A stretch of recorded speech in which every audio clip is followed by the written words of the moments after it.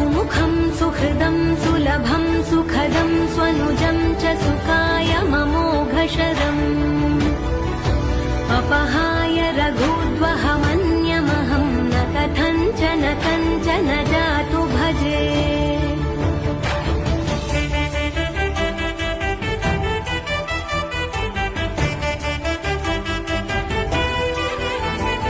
विना वेङ्कटेशं ननाथो ननाथः सदा वेङ्कटेशं स्मरामि स्मरामि।